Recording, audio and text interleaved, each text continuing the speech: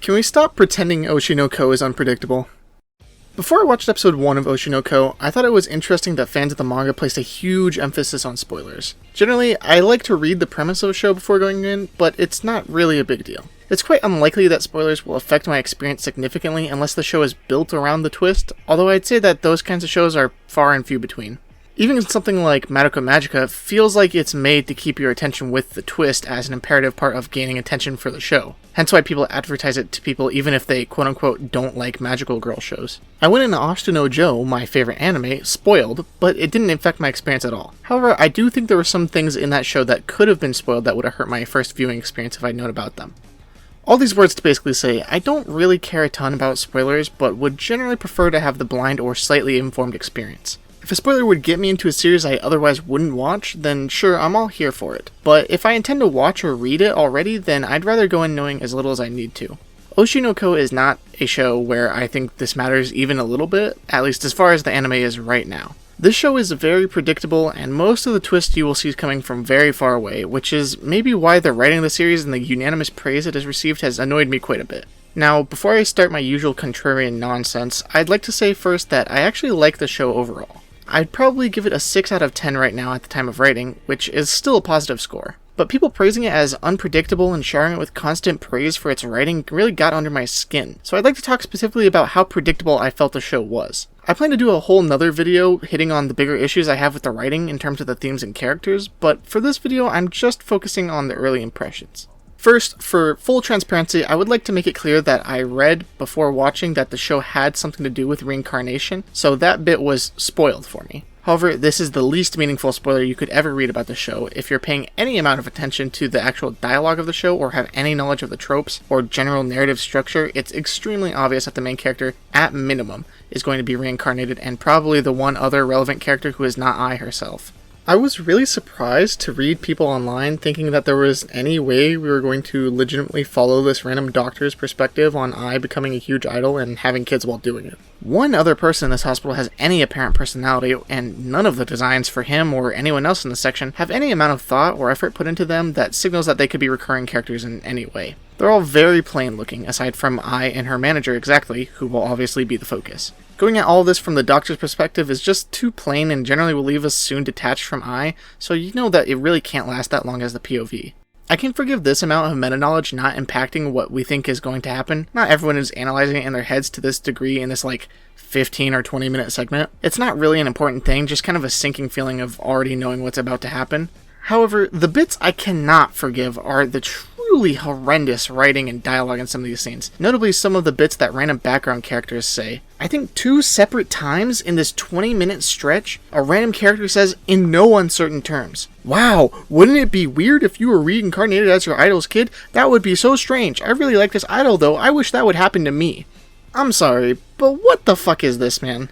I get that introducing concepts early makes them more palatable when they happen and can ease the audience into it, but this is not that. This is creating extremely convenient dialogue that totally breaks my suspension of disbelief and makes it super obvious what is about to happen. Not even 5 minutes later, we get our titular doctor chased by a hooded dude through the forest, and it is very obvious bro is not long for this world. I mean, this is just horrible writing. Is this what authors think that foreshadowing needs to be? Even making it something like, imagine how weird it would be to be a popular idol's kid, would work way better because that's an actual thing that happens and people might talk about. This is just explaining the fucking premise of the show. Right about here, I started to get worried about the quality of the writing of the show, because this does not inspire very much confidence. And I think I was right to worry, because the characters and themes are handled with about this much nuance overall. But that's for another time.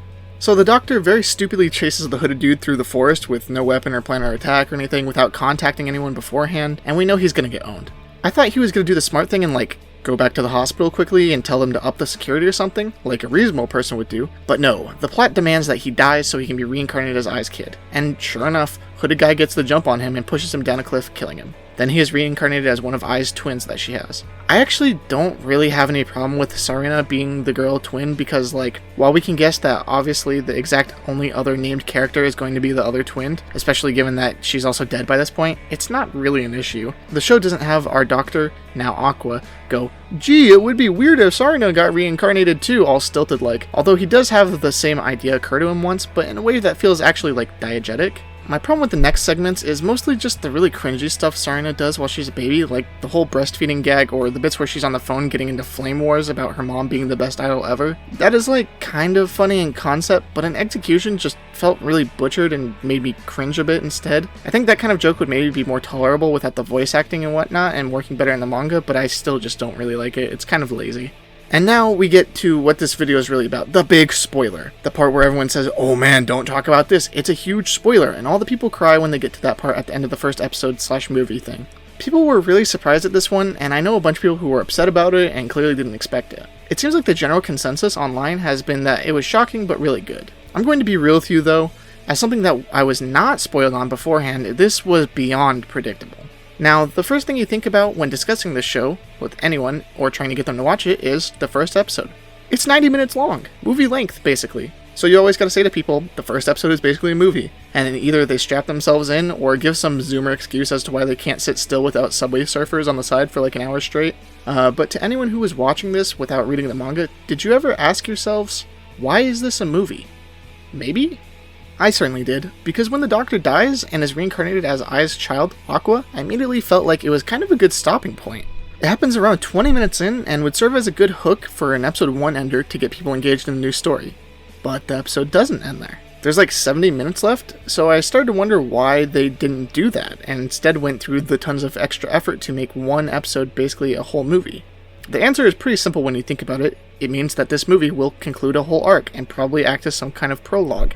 I immediately thought about the one possible arc that would be dramatic enough to warrant a whole movie and prologue, which was obviously Ai's career as an idol finishing and her dying. As soon as I thought about it, it was pretty clear that was exactly what was going to happen in the next 70 minutes. Especially since our lovely stalker guy was never found at all for killing the Doctor, so we clearly have to resolve this arc. I'll give you exactly one guess as to how this arc with a stalker that basically nobody knows about and an idol is going to end.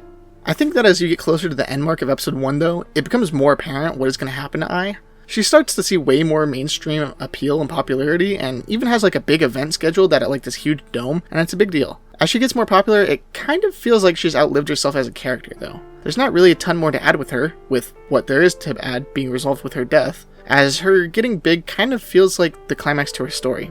Where do you go from there even? This thing is planned for 11 episodes, you know? Clearly something has to change and we have to follow someone else at this rate. I don't know if I would necessarily qualify all this as bad writing per se, but it definitely does not count as good writing. Which made it really frustrating watching the first episode and seeing everyone gush about it online because it felt, well, predictable. What I did enjoy was some of the character interactions across the whole thing, especially the stuff with Aqua acting. The reveal towards the end of Aqua figuring out that it's probably no coincidence that the stalker learned where they were living only exactly when Ai contacts her ex-boyfriend that she had the kids with about visiting them, meaning that their father is basically the one who set up Ai to be killed and can be blamed for it, now that the stalker is dead. Aqua then vows to find the father for what he's done, which gives the series some real structure going forward and is easily the most interesting thing in the show. The dramatic flair is impressive on that moment as well, putting the good production values to work and selling the moment really well. A bit of speculation on that, I think it's interesting that the manager drops off the face of the fucking earth after Ai dies. I think it's a very clear red herring because it makes no sense for the manager to be who she had the kids with, given that he quite literally asks her in a room by themselves who the father is. Also, given the fact that the father gets the address right before the stalker is given the info and acts on it, lends more to the manager not being the father, as he's had her address this whole time, right? Unless they're going to do some really silly justification for this, I think it's safe to say that the father is not the missing manager. That's kind of the problem with all this though. I'd like this to be a show where I can speculate on this stuff, but I have no faith in the writing after what feels like a really amateurish start to a series. There's some good bits here and there, but some really bad bits I've detailed already that drag it down and make it feel like the writing just is not there. The twist of Aqua being on a quest to find his father who basically killed his mother is interesting, but at the end of the day it is mostly justification to continue forcing him through the entertainment industry. It's a bit of a twist, but it doesn't really change the structure of the series fundamentally, it just gives us a plot device to force Aqua to act when he doesn't want to. It's solid writing, but it doesn't take away the significant doubts brought up by the clumsy setup and execution of this first episode. And again, I think my fear was warranted here because the depth of characterization and themes is much more shallow in the full show than I would have liked. I'll try and come out with a video on those ideas specifically here soon, but I want to try to get this part out ASAP now that the show is finished. So, I still kinda like the show overall, but I can't help but feel disappointed by it in comparison to the people I see giving it consistently high praise. The show is predictable to a fault, and it really hurt my engagement with it throughout.